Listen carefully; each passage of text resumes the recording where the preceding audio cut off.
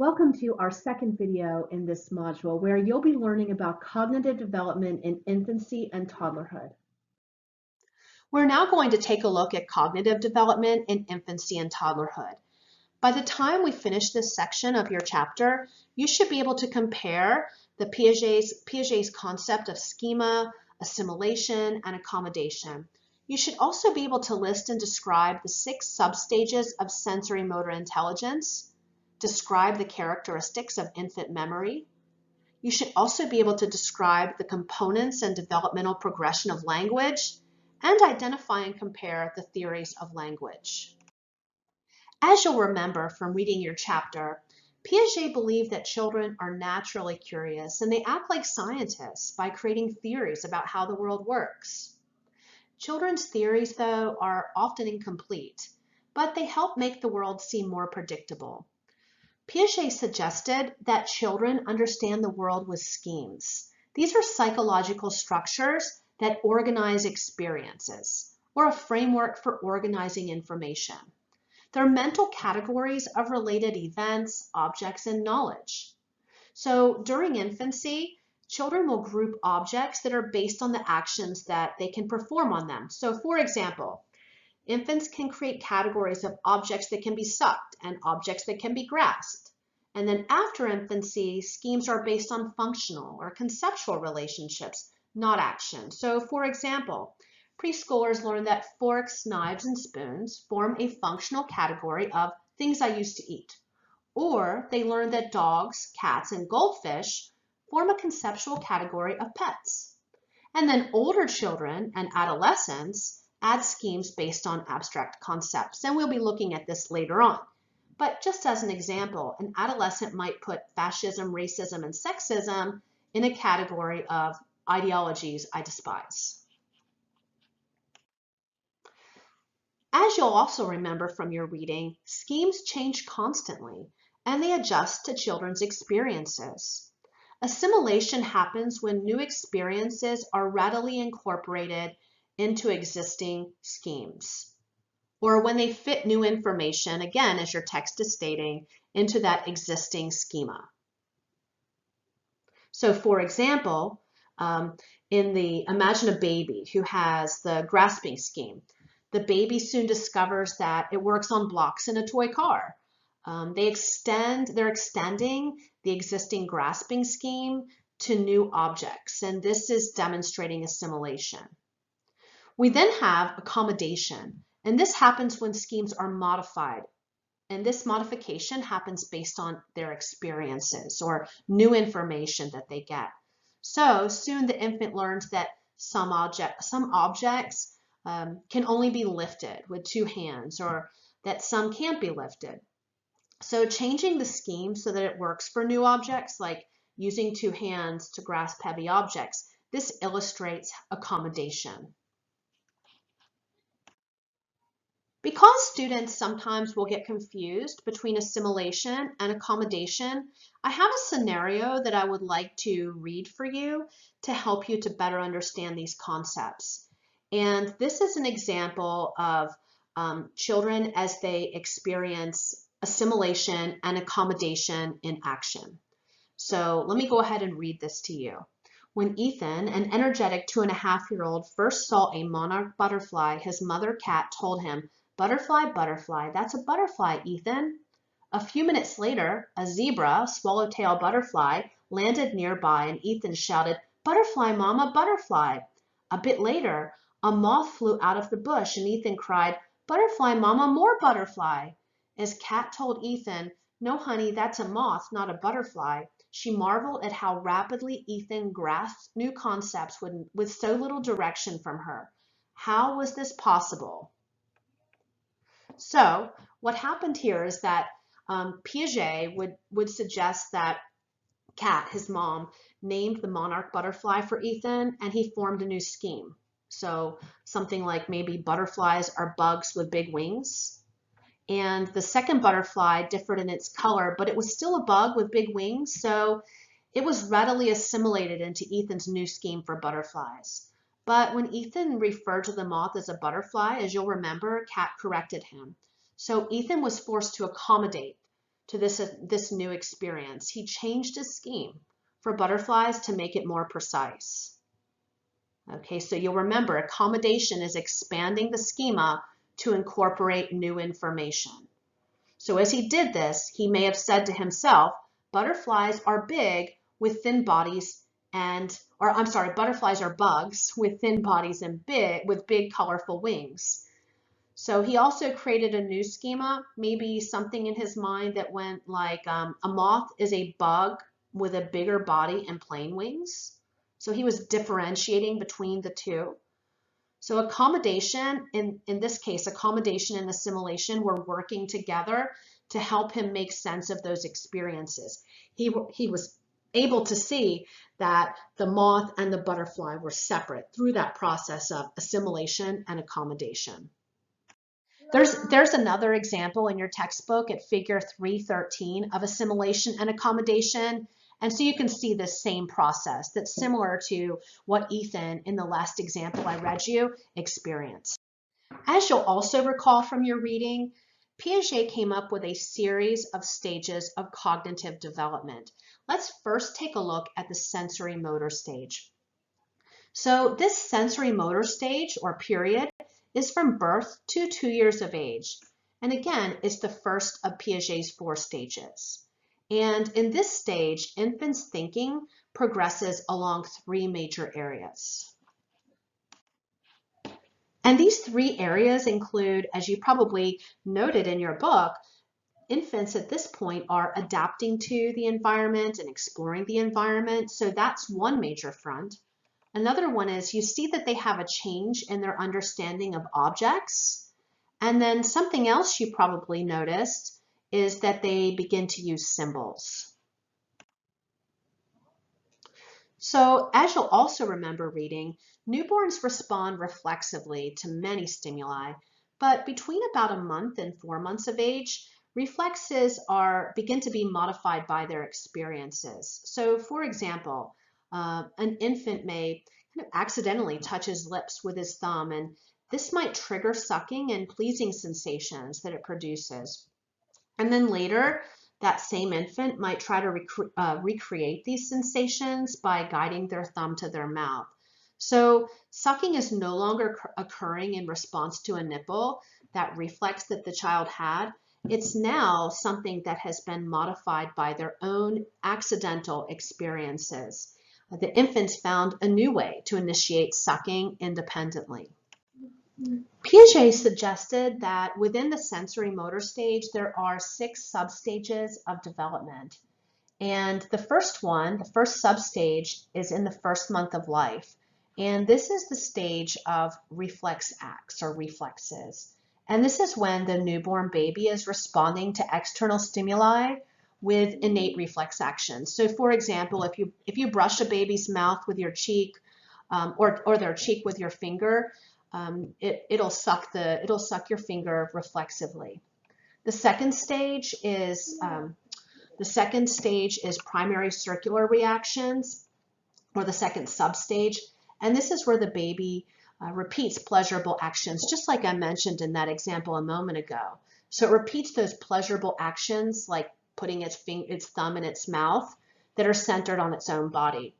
So another example is, babies at this age, and this substage is from 1 to 4 months. They'll wiggle their fingers or kick their legs, and these are not reflex actions. They're done intentionally for the sake of the pleasurable stimulation that it produces. And then we have secondary circular reactions, and this is from 4 to 8 months approximately. And now babies are repeating those pleasurable actions that involve objects and actions involving their own bodies. So an example of this would be an infant who shakes the rattle for pleasure, or the pleasure of just hearing the sound that it produces. The fourth stage of Piaget's sensory motor stage is the coordination of secondary circular reactions. And this is from approximately 8 to 12 months. And this is where babies are combining actions to achieve goals. So instead of just, keeping these interesting events going that they've experienced before, now they have an ability to use their own new knowledge to reach a goal. So for example, the infant won't just shake a rattle, but will reach out and knock to one side an object that stands in the way of getting a hold of the rattle. And so this starts to demonstrate, this is really demonstrating what we call object permanence. So object permanence is the understanding that objects exist independently. So Piaget suggested that infants lack this understanding for much of their first year, and instead he suggested that infants think, or children at this age think that objects exist only when they are in sight, only when those objects are in front of them. So as an example, if a toy that the baby likes is placed near them and then it's covered with a cloth, the 4 to 8 month old might lose interest in this object. And now the child who is in this stage, where they can coordinate these secondary circular reactions and has mastered object permanence, they know that even though that toy is hidden, that it still exists. So they'll search for that object even though it's been covered. We'll see that this object permanence continues to more fully develop, and it suggested, Piaget thought that that object permanence isn't fully developed until the baby is about 18 months old. The next stage is the stage of tertiary circular reactions. So these are different from secondary circular reactions. So we had earlier secondary circular reactions, and now we have tertiary circular reactions. And these are different because they're intentional adaptations to specific situations. So here, the infant who once may have explored an object by taking it apart now tries to put it back together. So for example, the baby might stack the bricks it took out of its wooden truck. It might, it stacks those bricks that it took out by putting them back, or, it might put the, nesting cups that you all may have seen before. It may put those back together. So they're not just taking those apart, they're putting them back together, one inside another. And then we have this, the beginning of representational thought. And this is from about 18 to 24 months. And this is where the child can use symbols to represent ideas. So this is a transitional period between the sensory motor stage and the next stage that you'll be learning about, which is the preoperational stage. And this is where babies can now form a mental representation of objects. So they can visualize things that are not physically present. And this is crucial to the acquisition of what we talked about a moment ago, of object permanence. And it's the most fundamental achievement of the whole sensory motor stage of development. Make sure you know each of these substages, and make sure too that you know what object permanence is. If you look in your textbook at table 3.2, you'll see the infant substages that they go through in the sensory motor period. So while Piaget's theory has been important in contributing to our understanding of cognitive development in children, there are some criticisms. So for example, one criticism is that infants seem to understand concepts earlier than what Piaget suggested. One, for example, is object permanence. So as you'll remember, Piaget thought that infants, or that children, don't fully master object permanence until they're in that 5th substage of the sensory motor period. But some research has found that infants seem to show earlier knowledge of object permanence. This means that we as adults have a lot of difficulty remembering events that happened earlier than age 3 or 4. The reason that this may be happening is it because when you are 4, 3, 2, when you're those ages, do you not have the language skills? Well, we know we don't, but is it because of the lack of language skills? Is it because of a lack of understanding of the self? So there's not a real definitive answer to this question. Another concept that's related to memory is deferred imitation. And so what this means is that when a child watches an adult or anyone else do something and then they imitate that behavior after there has been a delay, that's demonstrating evidence for memory, and this seems to be present by about 6 months of age. In addition, infant memory is context dependent.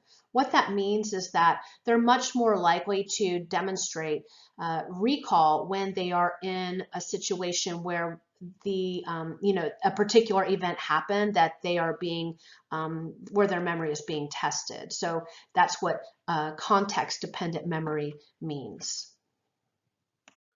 Even newborns hear remarkably well, and the left hemisphere of a newborn's brain is sensitive to language. More importantly, infants can distinguish basic speech sounds. So now that we've talked about phonemes, let's look at the 4 other important components of language. The next one is a morpheme, and this is the smallest unit of meaning in language. So if you were, for example, to take all of the letters of a sentence or all of the words of a sentence and put them together so that they're all connected, so that as you look at that sentence, you can't differentiate between, you wouldn't have spaces between those words. They would just all be a string of letters. Recognizing the smallest unit of meaning in that sentence would be comparable to what a morpheme is. So a morpheme is that smallest unit of meaning in a language. Semantics are the rules that we use for determining meaning. And then syntax are the rules for constructing sentences. And pragmatics are the rules for communicating. And of course, contextual information helps us to determine meaning. For example, if we had a sentence with the word no in it, we would know if we're talking about N-O or K-N-O-W by looking at the other words in the sentence. In other words, by looking at the context of that word within the sentence. Newborns and young babies make many sounds, as most of you know. They cry, they burp, they sneeze, but language-based sounds don't appear immediately. At about 2 months, infants begin to produce vowel-like sounds like ooh or ah, and this is a phenomenon that's known as cooing.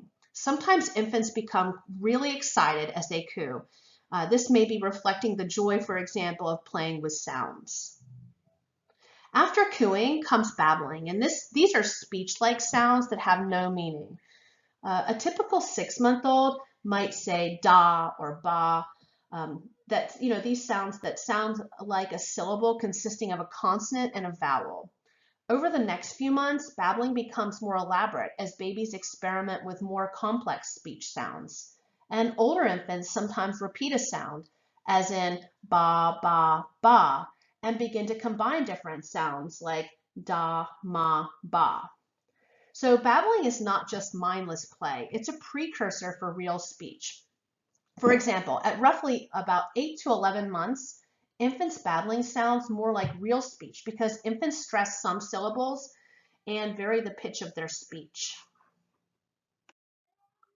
To make the transition from babbling to real speech, infants need to learn that particular sounds form words that can refer to objects, actions, or properties. In other words, they must recognize that words are symbols.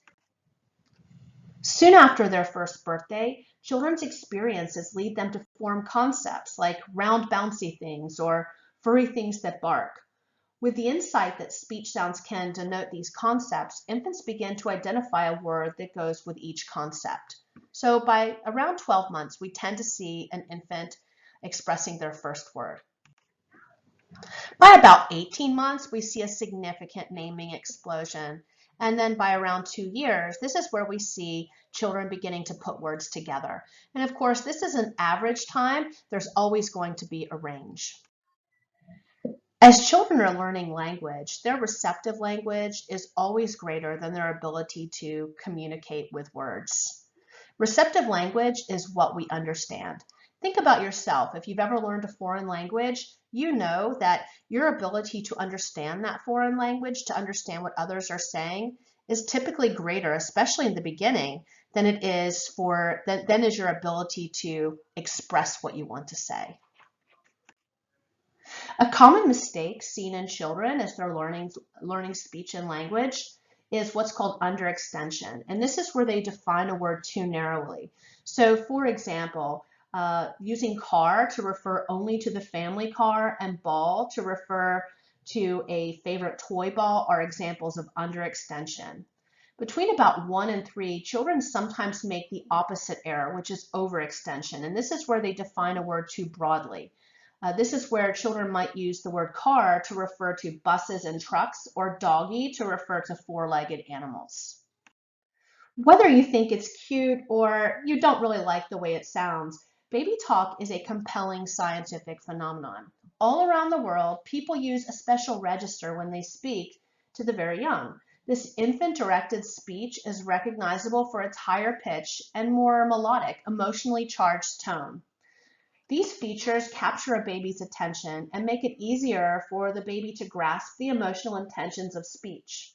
In fact, fascinating experiments show that adults listening to a foreign language are better able to pick up on a speaker's emotions when he uses infant-directed speech. So, how do children learn language? There are a variety of perspectives, and we'll focus on some of these. So, one approach we can think about suggests that we learn language through reinforcement, which is suggested, for example, by Skinner, and then also through imitation. So Skinner, another learning theorist, suggested that all aspects of language, like sounds, words, grammar, and communication, are learned through imitation and reinforcement. But critics have been quick to note that most of children's sentences are novel, which is difficult to explain in terms of the simple imitation of adult speech. For example, when children imitate adult sentences, they don't imitate adult grammar. In trying to repeat, let's say, I am drawing a picture, young children may say, I draw a picture.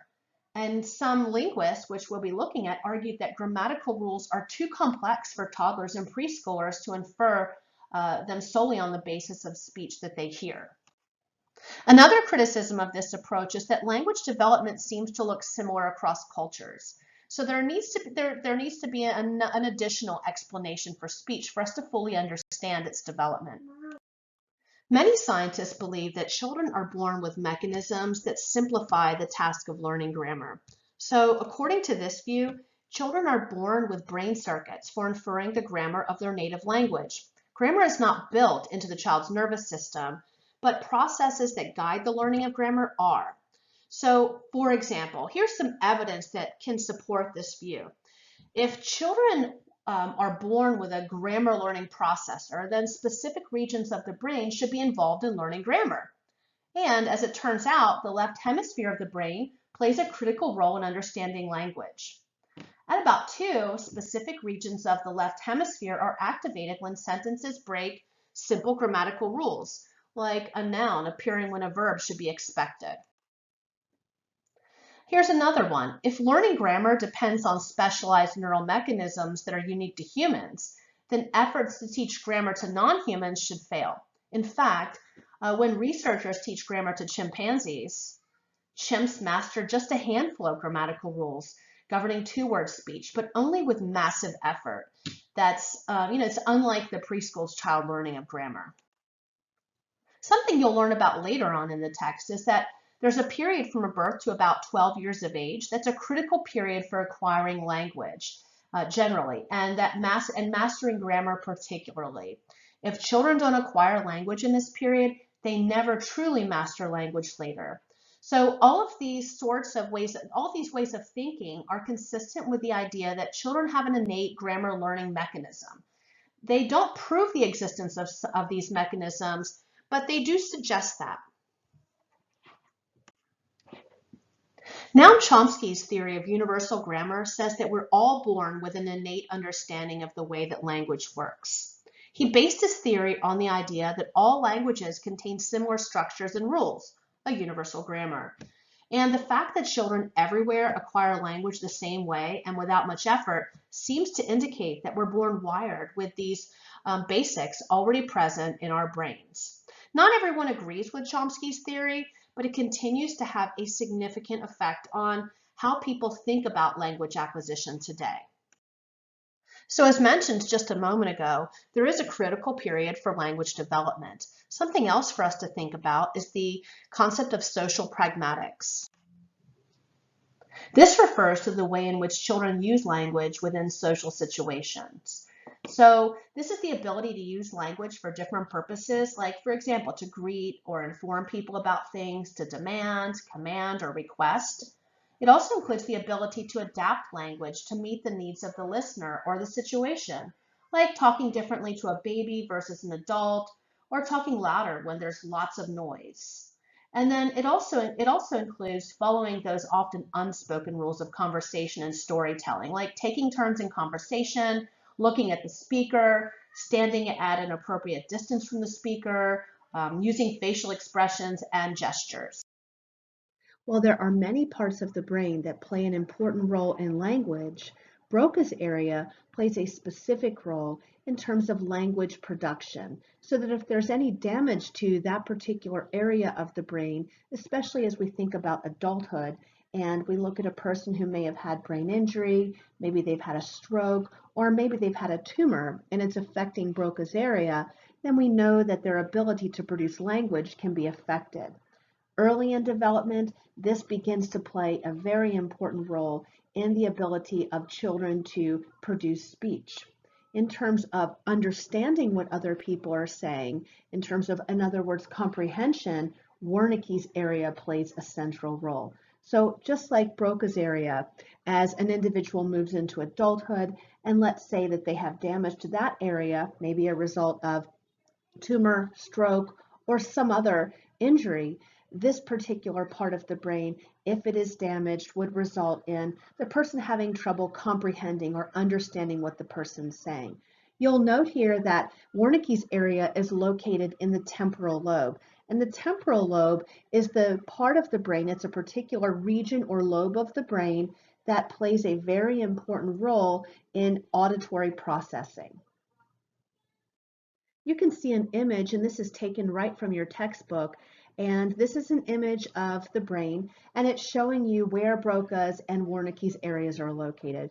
You're not going to be asked to locate where these areas are, but I think that when you start to think about the structure of the brain and the function, you'll start to see logical patterns. So again, Wernicke's area being in the temporal lobe, in particular the left temporal lobe, the temporal lobe playing that very important role in auditory processing.